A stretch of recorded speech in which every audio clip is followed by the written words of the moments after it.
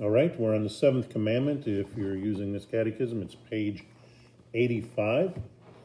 And everybody, let's say it together. What is the seventh commandment? You shall not steal. And what does this mean together? We should fear and love God so that we do not take our neighbor's money or possessions or get them in any dishonest way, but help him to improve and protect his possessions and income.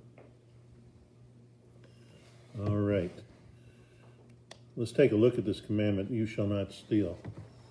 So, how many of you here are thieves and steal? Nobody steals. You never stolen anything in the past. Nobody's ever stolen anything. Are you sure? No dishonest ways of getting things? You stole stuff? From your sister? Oh, see, it's coming out now.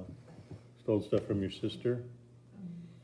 And there's you all know who Johnny Cash is? He's a country singer that died some years ago. Well, he sang Ring of Fire, but he also sang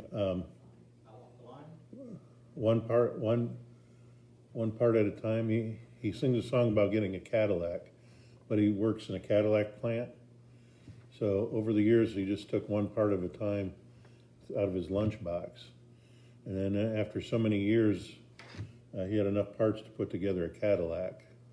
And he jokes about it being a 1961, 62, or whatever the years are, stealing. But that was more true than anything. I remember a relative of ours was building a car my dad had ordered. And he came up to us and said, "Here, take these other extra doorknob handles. They break off a lot, so you got extras." And he just took them out of the factory. So what was that? Stealing, yeah. And other dishonest ways of getting things, which trickery can be part of this too. So you might not think you steal stuff, but maybe you do. Or, like Emma there, she comes over to my house and I have candy in a jar, but it's my candy. And she always goes over there and sneaks and steals candy out of my jar, don't you? No? Or is that Grandma's jar?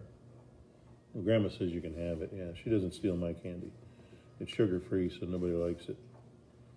So let's look at what God forbids in the second commandment. So every kind of robbery. Now, I hope all of you haven't robbed anybody. Theft. Now, we can take things from our brothers or sisters a lot of times. Or any dishonest way of getting things. And that would be like tricking somebody into doing stuff. Or down here in Florida, there's a lot of older people. And a lot of times there's a lot of schemes going on where people try to trick people into giving them money and stuff for certain things, and then they end up taking off. And let's look at the Bible verses on page 86. Bible verse 194, Leviticus 19:35. Do not use dishonest standards when measuring length, weight, or quantity. Okay, so that's in weighing things. And or if you charge by the pound, leaning your finger on the scale so it goes higher, and you can charge more and make more money, that kind of thing. Look at Psalm 37:21. The wicked borrow and do not repay, but the righteous give generously. So you can also steal by borrowing from someone and not paying. Okay? So that happens a lot. Sometimes a lot of adults will get caught up with credit cards, and then they just won't pay them. Spend a lot of money on a credit card and just not pay them, and that is stealing. Or if you borrowed something from someone, told them you're going to give it back to them, and you never did, that's also stealing, according to Psalm 37. Look at Ephesians 4:28. He who has been stealing must steal no longer, but must work, doing something useful with his own hands, that he may have something to share with those in need. So notice there's two aspects here. There's the stealing, but there's also the working, okay?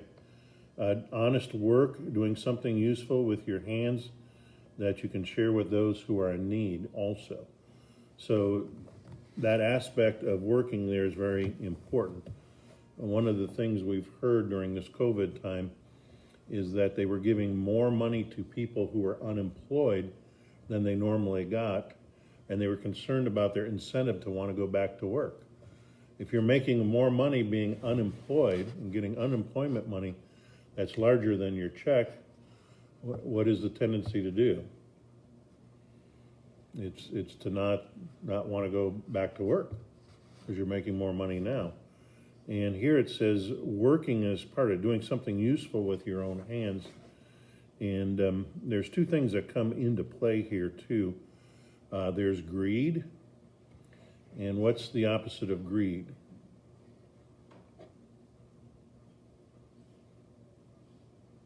You can be greedy and try to make all the money you can and take as much away from everybody as you can. Or you can be the opposite of greed. What's the opposite of greed? It starts with an E. Envy. Okay? I hear a lot of this, people being envious of others and wanting their money. Both sins are wrong. The sin of being greedy is wrong, but also the sin of being envious and wanting something from someone that doesn't belong to you is also a sin. Look at 197, 2 Thessalonians 3:10. If a man will not work, he shall not eat. Pretty strong words there. And there's others. Judas was a thief. And we have all the other Bible narratives that are highlighted there that show stealing. So we have what we're not supposed to do. But look at question 60 there. What does God require of us in the seventh commandment?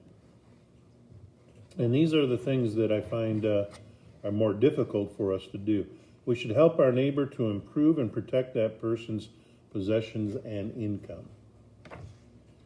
Helping someone to get ahead in life, or if you know somebody has a job and they can't quite make ends meet, you might tell them about a better job somewhere, or something they can do on the side to make more money, to help them with their possessions and income, or in ways to protect their possessions. Matthew 7:12, and everything do to others that you would have them do to you. And that's what we talked about before, how God always inverts our sinful nature. Do to others what you want them to do to you. Philippians 2:4, each of you should look not only to your own interest, but also to the interest of others. So this is being attentive to others, caring about others, trying to help others. Abraham gave Lot the choice of the land. Gave him the first choice of the land, Genesis 13:9. Abraham rescued Lot from the enemy and recovered Lot's property in Genesis 14. And look at B there. We should help our neighbor in every need. So part of this can be sins of omission. Do you know what sins of omission are? Anybody know what sins of omission are?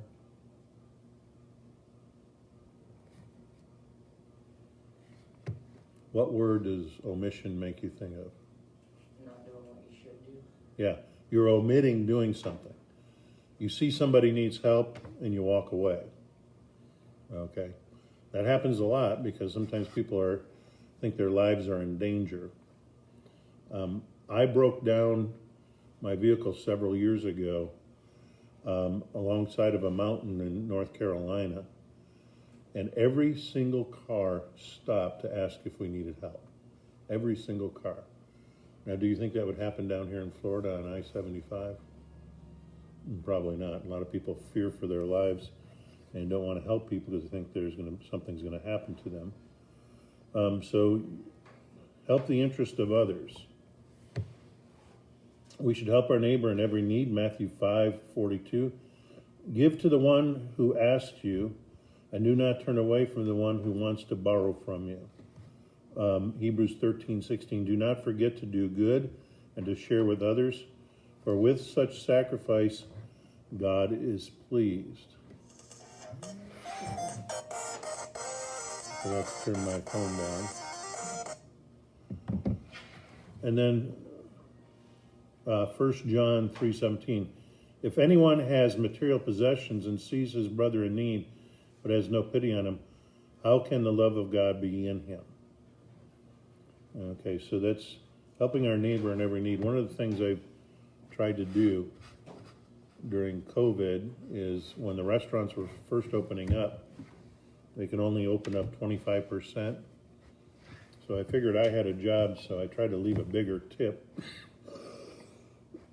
than I normally would, because they weren't getting the money that they normally got, just having 25% of the restaurant opened up if they were getting tips from people. Pastor, Yeah. in this section, is it, you remember the story where give because you might be giving to angels? Is that in that section? You know what I'm talking about? Yeah, Tammy quotes that a lot. I'm not sure where it's at. Yeah, I don't see it in any of the examples here. So do you think there's angels walk around with us? Well, we're told where there's angels, or they're told each of us has our own angel. And what and who and how they show themselves, I don't know. My one professor named his angel. It was some weird name. It didn't sound like any language I had heard of, but he named his angel.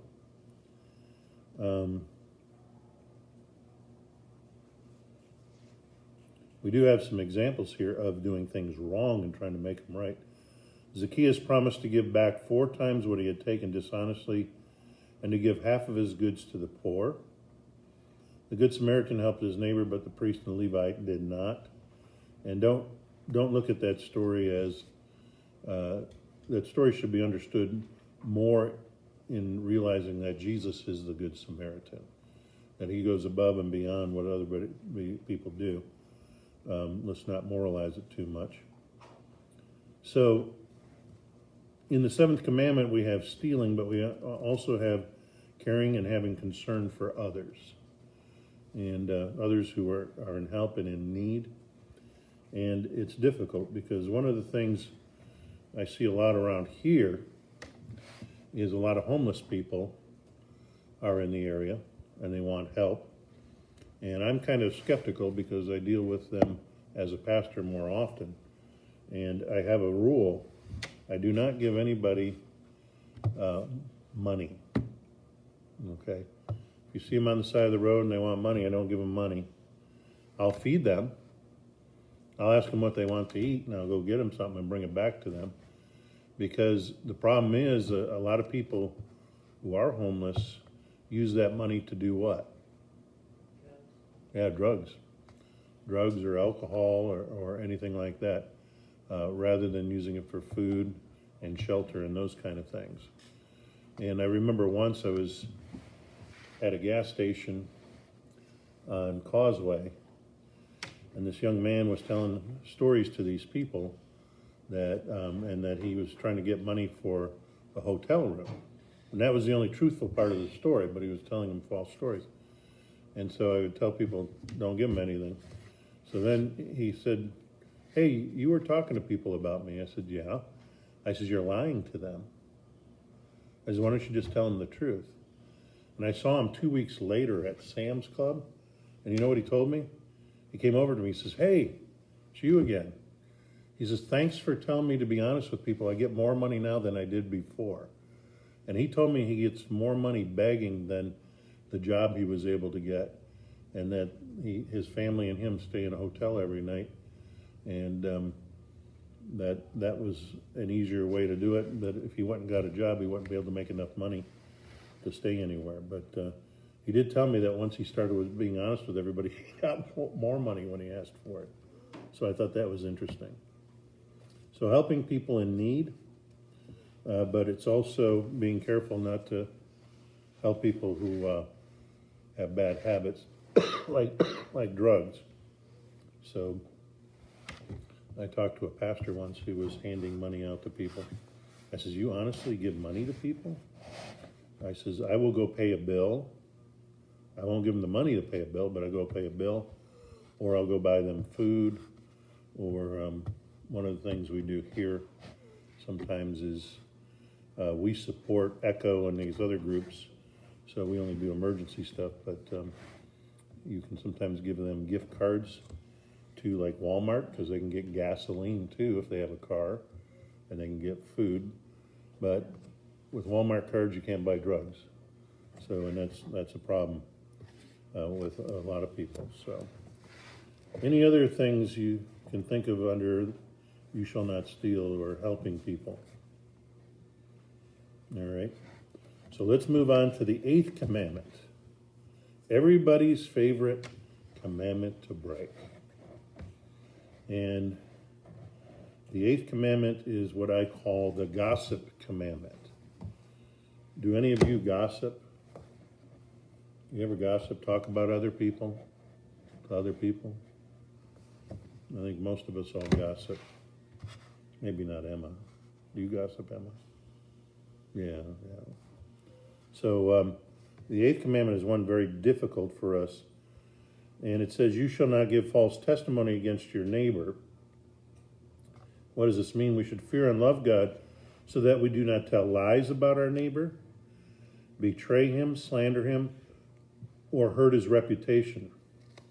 But, and here's what you're supposed to do with your neighbor: defend him, speak well of him, and explain everything in the kindest way.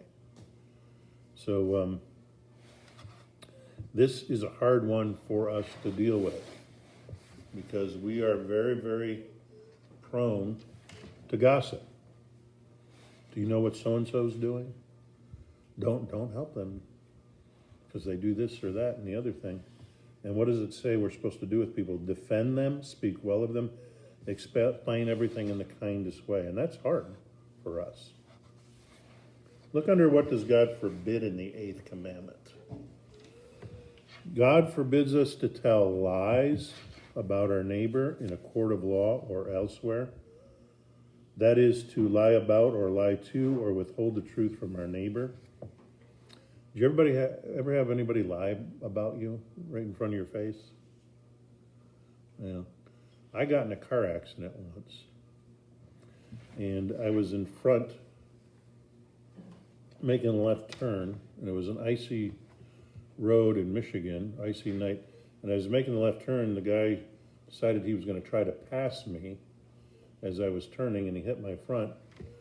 And so I told the story to the police officer, and he was sitting on the other side of the car, and he says, "Is that what happened?" He goes, "Absolutely not." And he told a story that wasn't even true.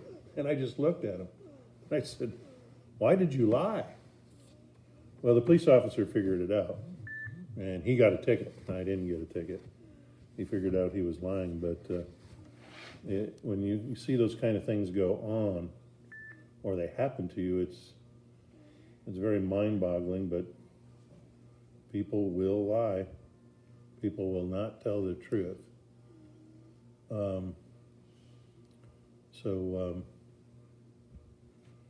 We need to remember all these things.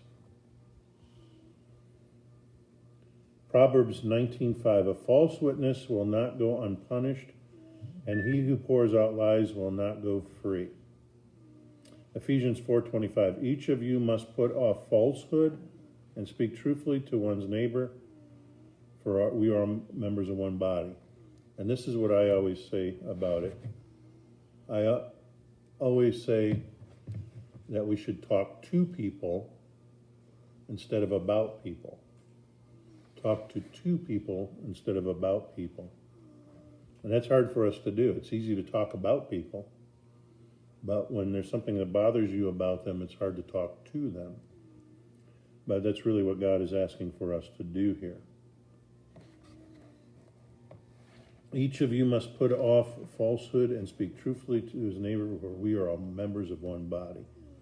We're all Christians. And how should Christians treat Christians? In a Christian way. That's really what it's saying here. False witnesses testified against Jesus when he was arrested in Matthew 26. False witnesses testified against Naboth in 1 Kings. And we see all kinds of other examples of lying. B, God forbids us to betray our neighbor, that is to reveal our neighbor's secrets. So how many of you watch Dr. Phil? You know who Dr. Phil is? Yeah. Dr. Phil goes on TV, and I think this is horrible, and people who have problems, and he sits there in front of all kinds of people and makes all kinds of money doing it, sharing that person's problems with everybody in the world.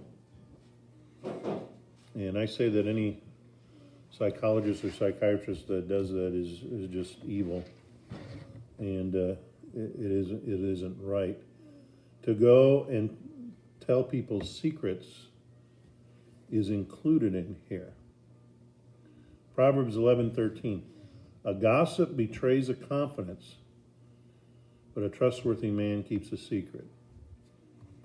One of the things we have to do as pastors when people come and confess their sins to us is for us to keep it confidential. Does anybody know what confidential means? Chris? Between you and the other person? Yeah, you share it just between you and the other person. And as pastors, you hear a lot of things. I've been doing this for a long time, and you hear a lot of things. And if I could write a book, it'd be amazing what you would hear, but I can't because of pastoral confidentiality.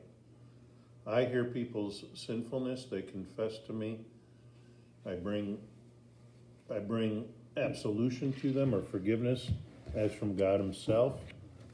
And I am not to betray that trust. And it's also saying that we need to do the same with each other. When you are told a secret by someone, you need to keep that secret. And what are we tempted to do when we hear a secret? What do we want to do? We want to tell other people, don't we? Especially if it's something really interesting.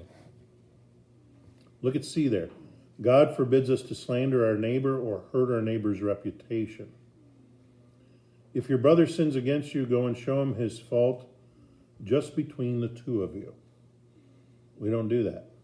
We go and talk about our brother sinning against us, but we don't talk to them about it.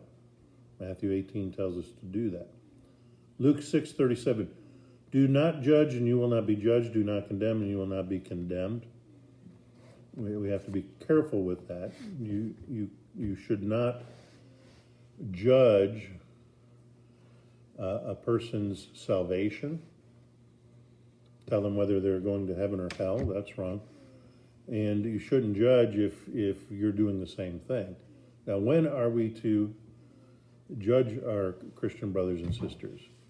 If we see them sinning and you're concerned about their sin leading them into a bad lifestyle or something else, what do you want to do? Is go and talk to them. So it's different than judging them. It's different than condemning them. It's trying to help them. So it's very important to do that. I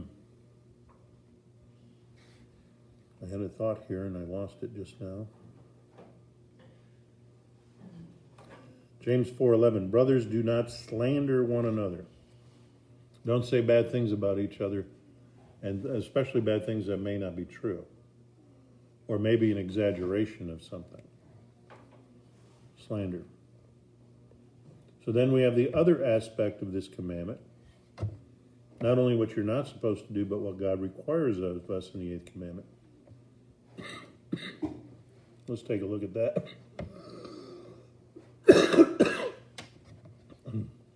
We should defend our neighbor, that is, we should speak up for and protect our neighbor from false accusations. Proverbs 31:8 and 9. Speak up for those who cannot speak for themselves, for the rights of all who are destitute. Speak up and judge fairly. Defend the rights of the poor and the needy. So sometimes people may be real shy and people are speaking out against them and they're not protecting themselves.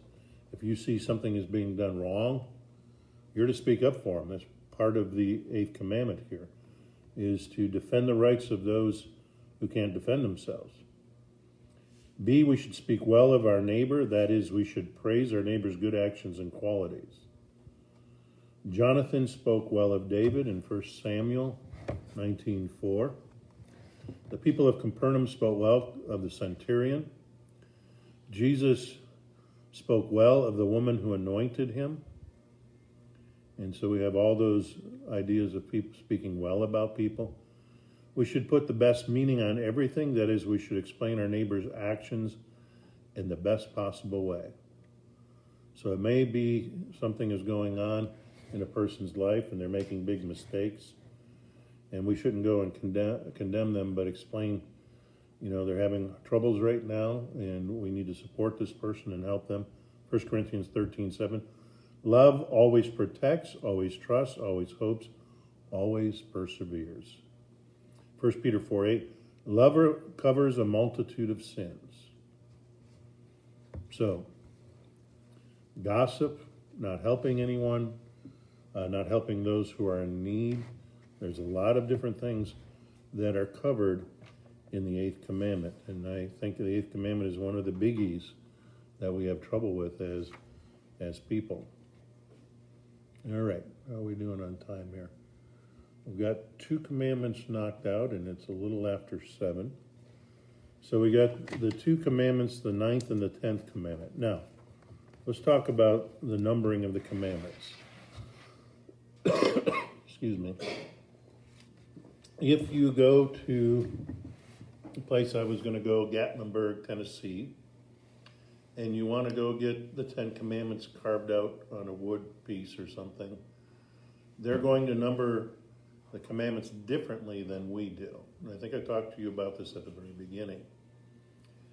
They will have, you shall have no other gods, and you shouldn't have false images, okay, as the first and second commandment. So the commandment dealing with our relationship to God and us are the first 4 commandments in that numbering system. Because the first commandment, you shall have no other gods, they separate, you shall not make a graven image or a statue of some kind like that, or the golden calf as we see happened in the Exodus, okay? So they count that as 1 and 2, then 3 and 4 are the other ones dealing with God. Now what they do with the 2 that we have here on coveting, 9 and 10, they put those together as 1. So we separate them as 2 different commandments. They put it together as 1. So for them, the first 4 commandments deal with the relationship between God and man, and the last 6 deal with the relationship between each other because of their numbering system. For us, the first 3 deal with in our numbering system, deal with our relationship to God, because we don't separate the first commandment into 2, but we do separate the 9th and 10th commandment into 2, whereas they don't. So I want you to take a look at page. Excuse me, when you say they, who's they? Well, The they I was given to you there was the people who were making those signs. Oh, okay. But you'll find Baptists, the Catholic Church, I was surprised, some of them use that numbering system. And so they're numbered differently. There's nothing wrong with it. It's just looked at differently. So if we look at the 9th commandment and we look at the 10th commandment, they both have to do with, as it says here, God's gift of contentment, being content.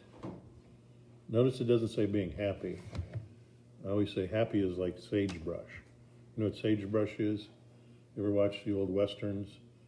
And that big ball of weeds blows. That's how happiness is. Happiness is a feeling, it's okay, but you want to be content.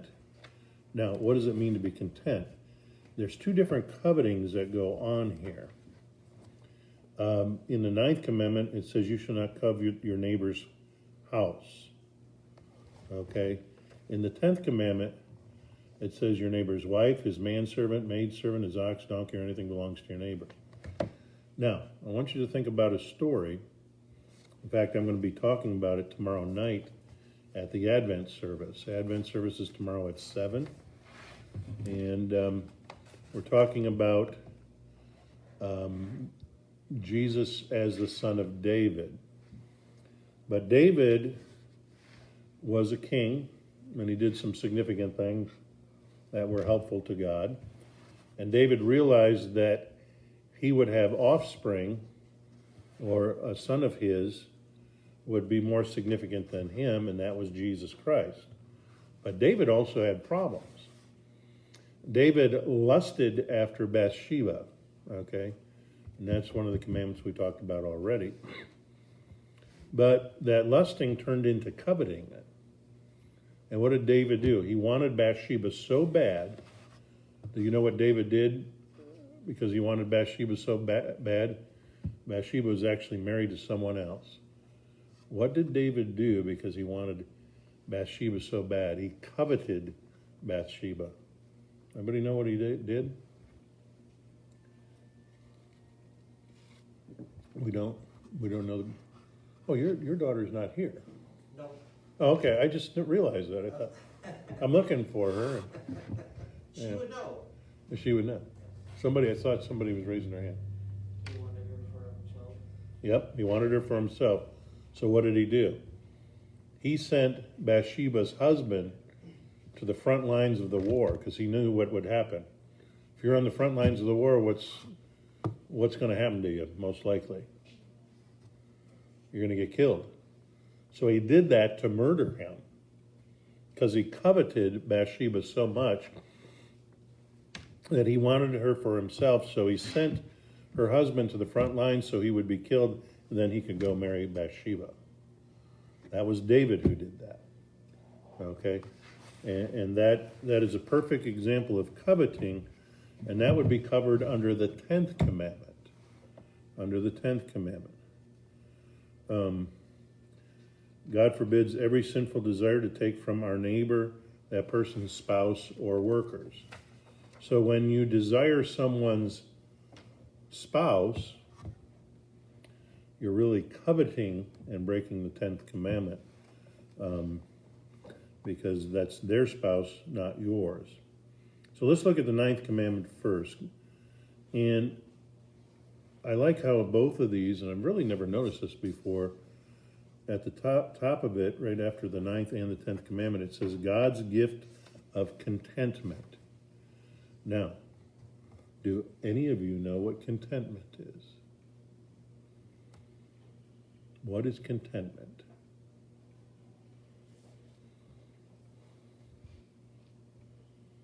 Yeah.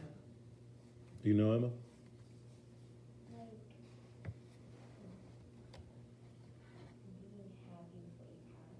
Right, exactly. Being satisfied or happy with what you have.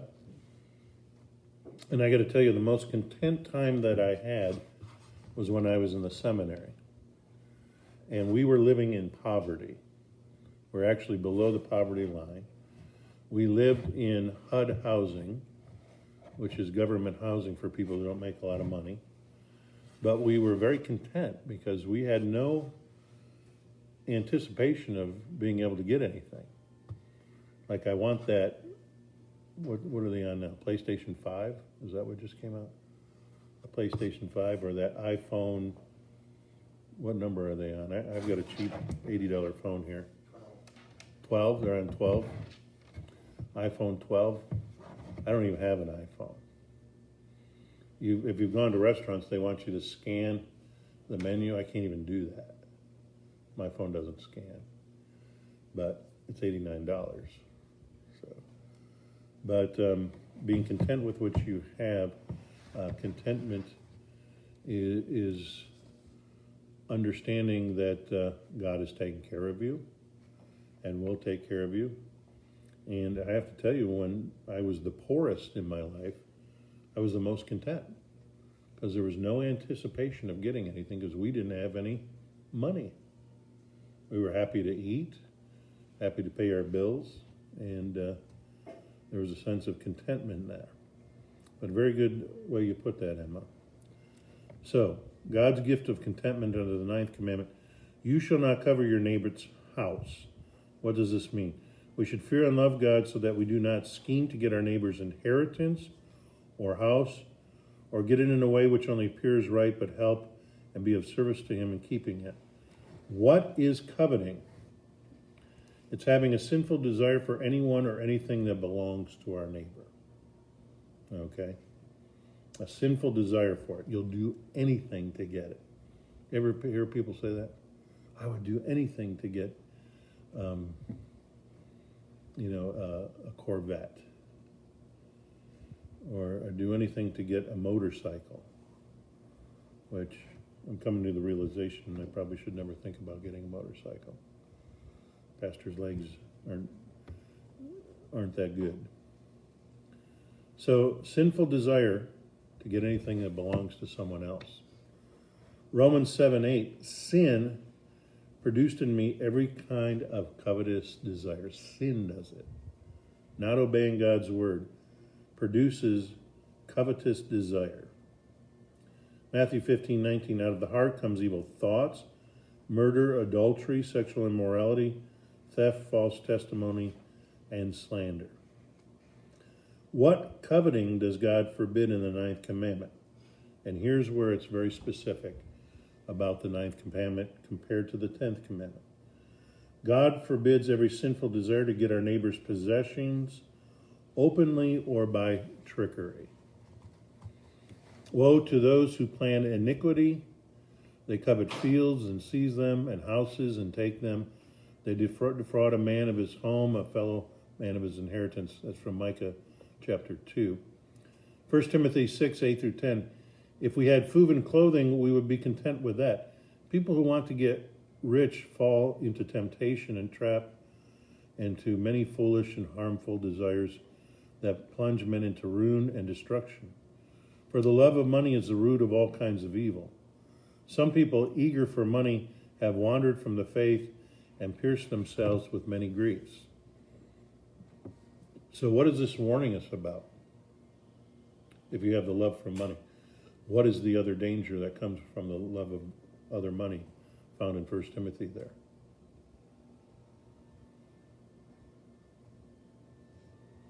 What is it? Take a look at it.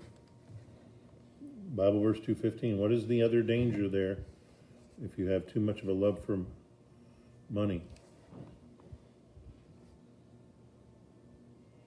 I don't see you guys looking at it. You got to open it up like this. Look at Bible verse 2:15 on page 90. Read it and see if you have love for money, what is the other danger that's there? So, yes. Senseless and harmful desires. Well, yeah, but there's a bigger one than that. The other danger. Emma?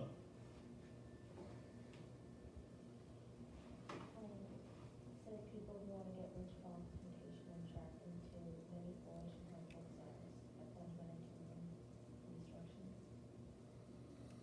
Okay, but it's a bigger one than that. You're almost there. Yes. They wander from the faith. Exactly, wandering from the faith. So you see, coveting could get you into the situation where you covet things so bad that you leave the faith. And isn't that what was going on with Nathan when God asked him to go and talk to David? Because what David coveted it so much, Nathan was asked to go confront him with his sin. Do you know how Nathan confronted David with his sin? It was a story he told. Everybody know that story? Well, we know what David did. He coveted Bathsheba after he lusted after her. And then he coveted her so much that he sent her husband to the front lines so he'd be killed so he could marry her. Okay, so all that sinfulness was going on, and there was a spiritual situation here going on with David.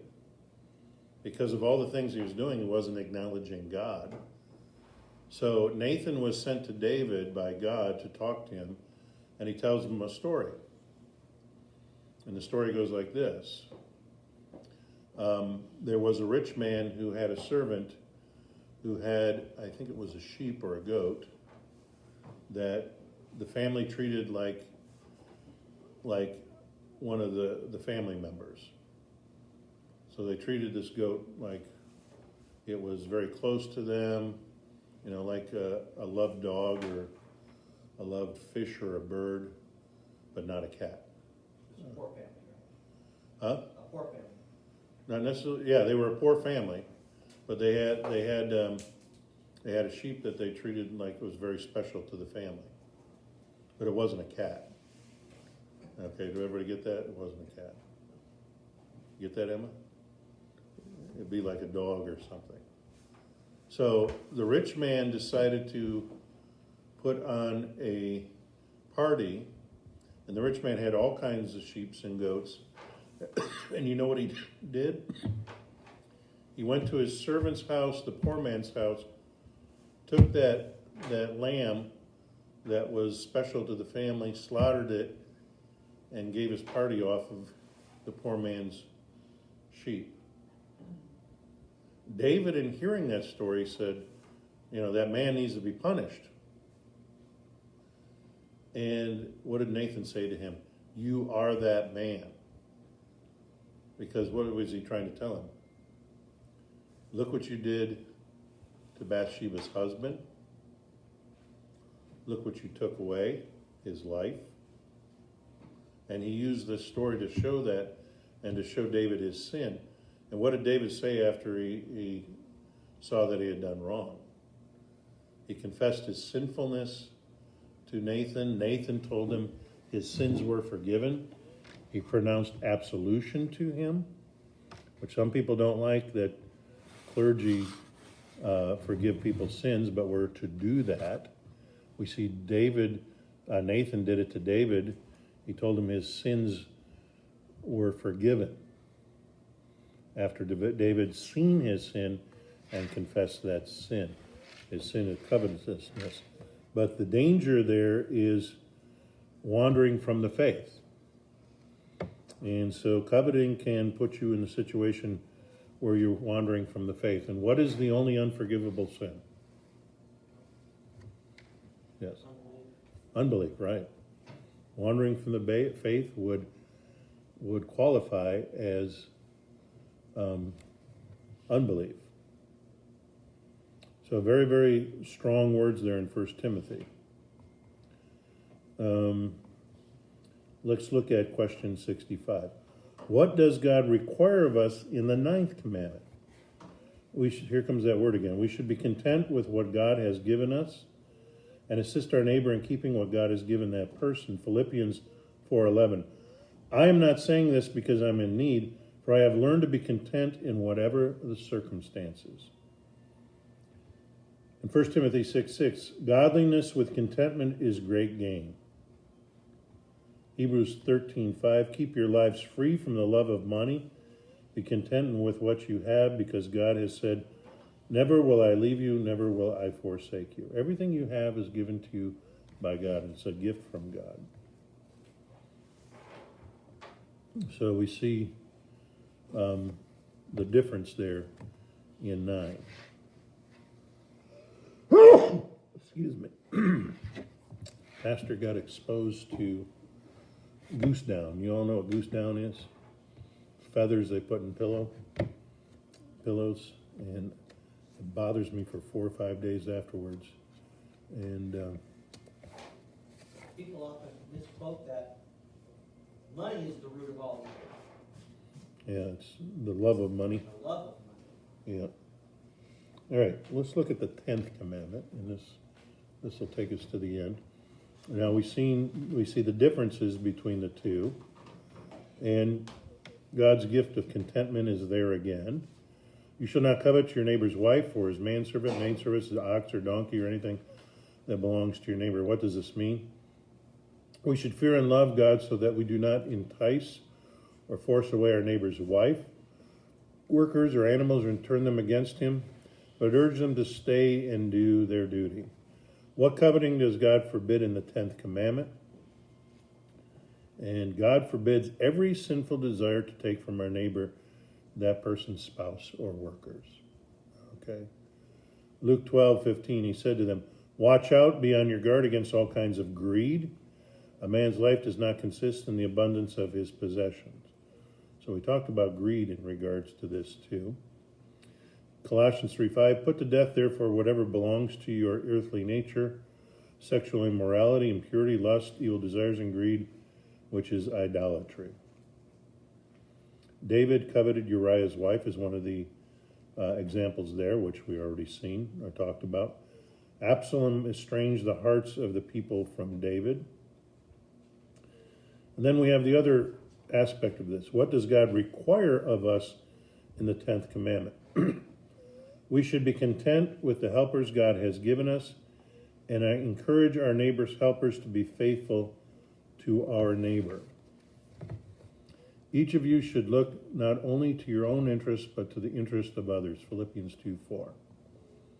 What's it really saying here? Let's care about each other. What does God particularly impress upon us in these last two commandments? And we have an A and a B here. In God's sight, evil desire, coveting is indeed sin and deserves condemnation.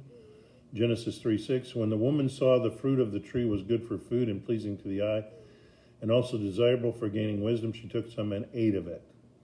Okay, there's coveting right there. James 1:14 and 15, each one is tempted when by his own evil desire he is dragged away and enticed. Then after the desire has conceived, it gives birth to sin, and sin, when it's full grown, gives birth to death. James 1:14 and 15. B, under what does God particularly impress upon us in these last two commandments? God wants us to love him and have holy desires. Psalm 37:4, delight yourself in the Lord, and he will give you the desires of your heart. Psalm 119:35 and 36, direct me in the path of your commands, for there I find delight. Turn my heart toward your statutes and not towards selfish gain. Statutes there is another word for God's law. Philippians 4:8, finally, brothers, whatever is true, whatever is noble, whatever is right, whatever is pure, whatever is lovely, whatever is admirable, if anything is excellent or praiseworthy, think about such things. So having our mind in the right direction, or being content, is really what it's talking about there. So let's look at this last section, the close of the commandments. What does God say about all these commandments? He says, I, the Lord your God, am a jealous God, punishing the children for the sin of the fathers to the third and fourth generation of those who hate me, but showing love to 1,000 generations of those who love me and keep my commandments. What does this mean? God threatens to punish all who break these commandments. Therefore, we should fear his wrath and not do anything against them. But he promises grace and every blessing to all who keep these commandments.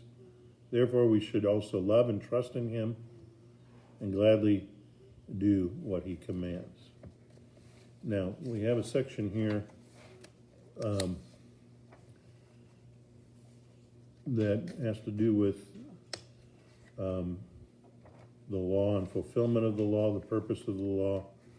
And what I would like to do is save that for next time, where we're going to take a very specific look at law and gospel.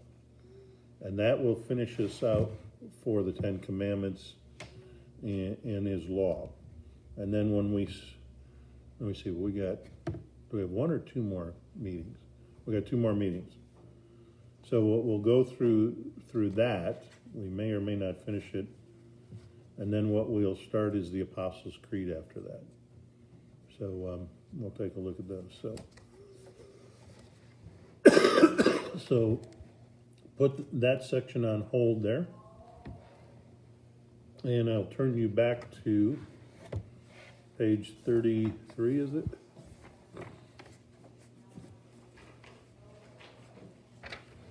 Let's go to page 33 and join together once again in